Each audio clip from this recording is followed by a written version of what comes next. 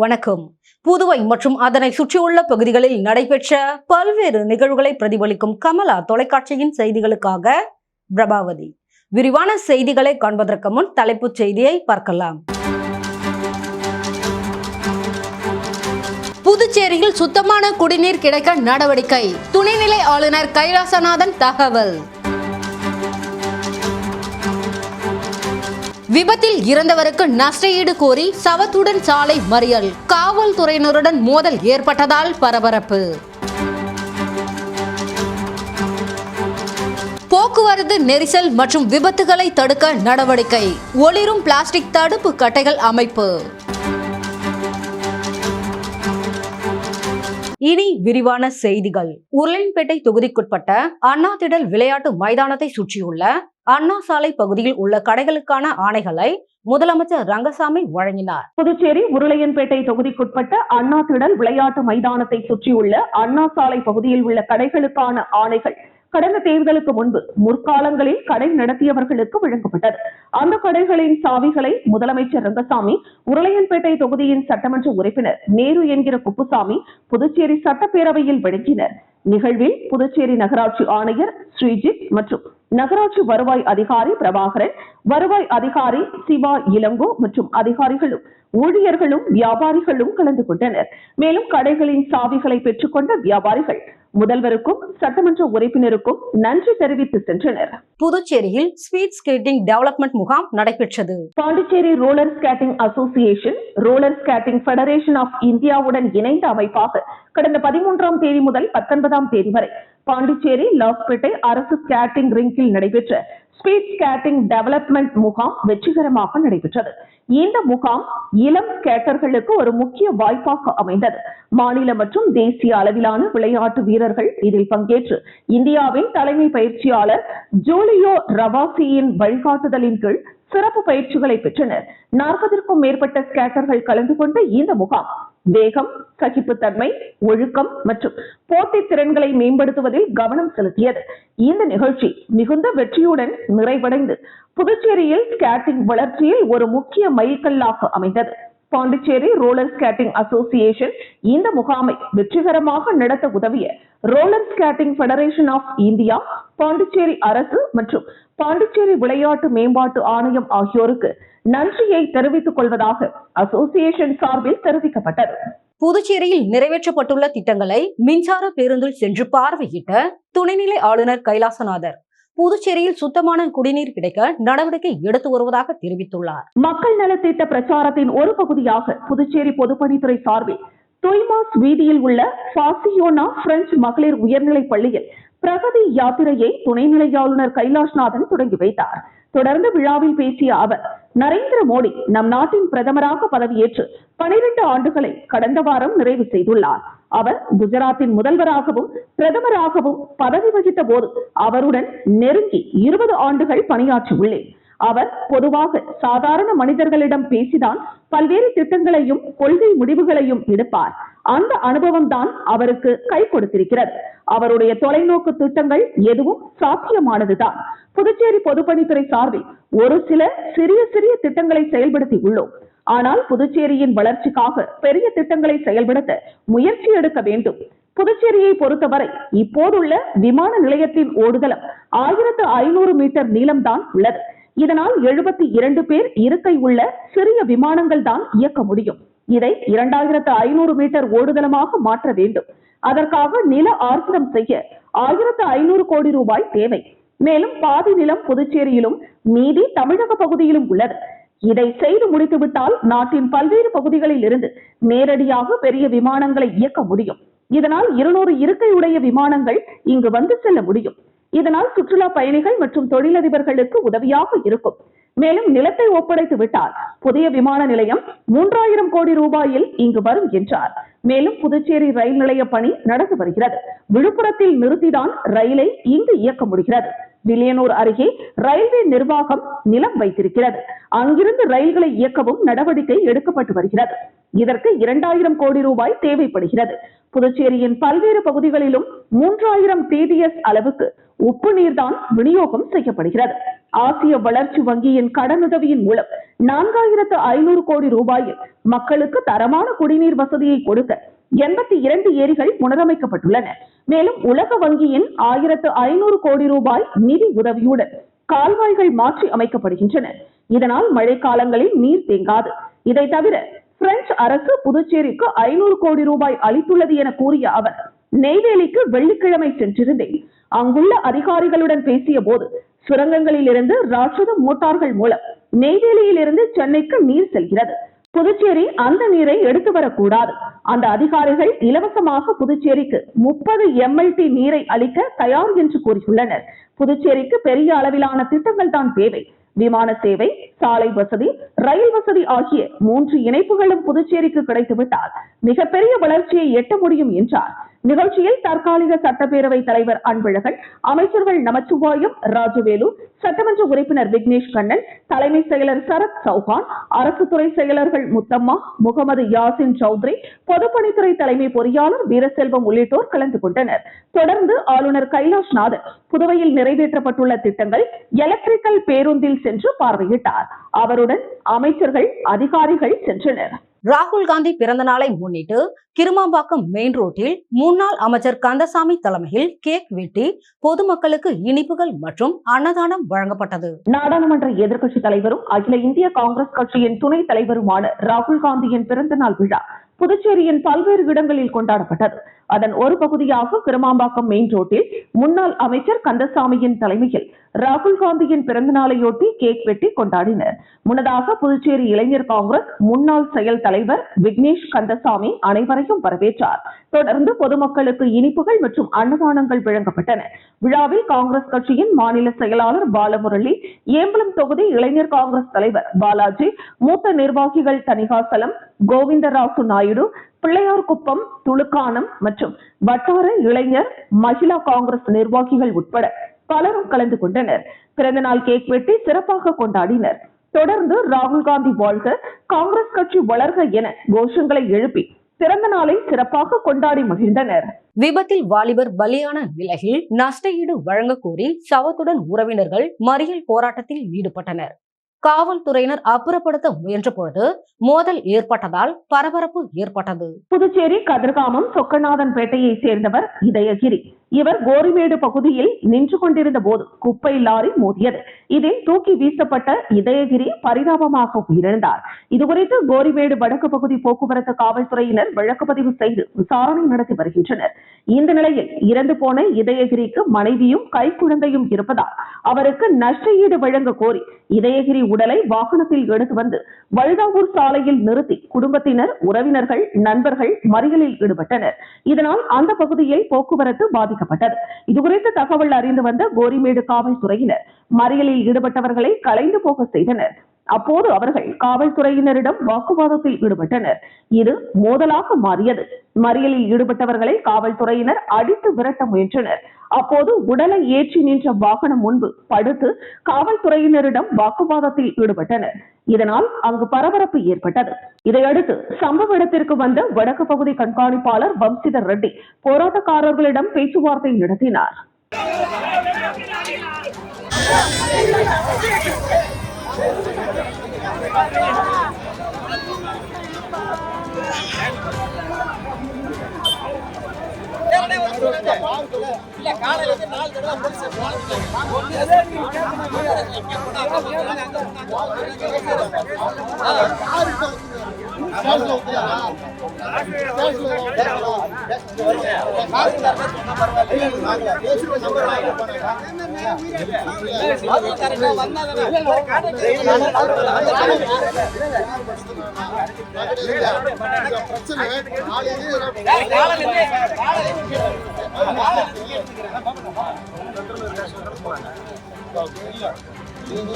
புதுச்சேரியில் உள்ள விவசாயிகளுக்கு 100% மானியத்தில் விதை மற்றும் வேளாண் இடுபொருள் வழங்க வேண்டும் என பாட்டாளி மக்கள் கட்சியின் கிழக்கு மண்டல செயற்குழு கூட்டத்தில் தீர்மானம் நிறைவேற்றப்பட்டது. புதுச்சேரி பாட்டாளி மக்கள் கட்சியின் கிழக்கு மண்டல செயற்குழு கூட்டம் முதலியார்பேட்டை ராமலிங்க சுவாமி மடத்தில் நடைபெற்றது.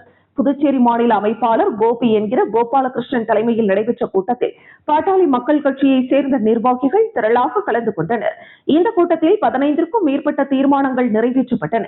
அதன்படி புதுச்சேரி மாநிலத்தில் 5வது முறையாக முதல்வராக தேர்வு செய்யப்பட்டுள்ள ரங்கசாமிக்கு பாராட்டு தெரிவித்து தீர்மானம் நிறைவேற்றப்பட்டது. தொடர்ந்து விவசாயிகளுக்கு 100% மானியத்தில் விதை மற்றும் இடுபொருட்களை வழங்க வேண்டும், விவசாயிகள் கடனை முழுவதுமாக ரத்து செய்ய வேண்டும், மாணவர்களுக்கு வழங்கப்பட்ட கல்வி கடனை முழுவதுமாக ரத்து செய்ய வேண்டும், தமிழ்நாட்டை போலவே மக்கள் தொகை கணக்கெடுப்போடு சாதிவாரி கணக்கெடுப்பு நடத்த வேண்டும், மின்துறையை தனியார் வசம் ஒப்படைக்க கூடாது, வறுமை கோட்டில் உள்ளவர்களுக்கு இலவச மின்சாரம் வழங்க வேண்டும் என்பன போன்ற 15 தீர்மானங்கள் கூட்டத்தில் நிறைவேற்றப்பட்டன. கூட்டத்தில் துணைத் தலைவர்கள் சத்யா, ராஜாராம், முருகன், ரவி, செயற்குழு உறுப்பினர் துரைக்கண்ணு, மகளிரணி தலைவி ஏபெல், கிழக்கு மண்டல மகளிரணி தலைவி சஜிதா கோபாலகிருஷ்ணன், துணைத் தலைவி தேவி ஆறுமுகம், மகளிரணி செயலாளர் தேன்மொழி அன்பழகன் ஆகியோர் உட்பட பலர் கலந்து கொண்டனர்.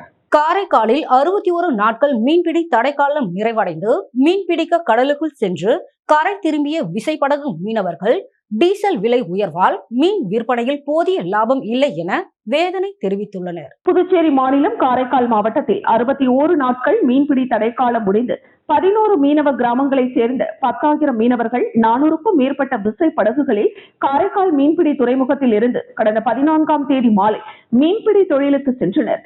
இவர்களில் 200க்கும் மேற்பட்ட விசை படகுகள் ஆழ்கடலில் தங்கியிருந்து மீன்பிடித்துக் கொண்டு இன்று அதிகாலை காரைக்கால் மீன்பிடி துறைமுகத்திற்கு கரை திரும்பினர்.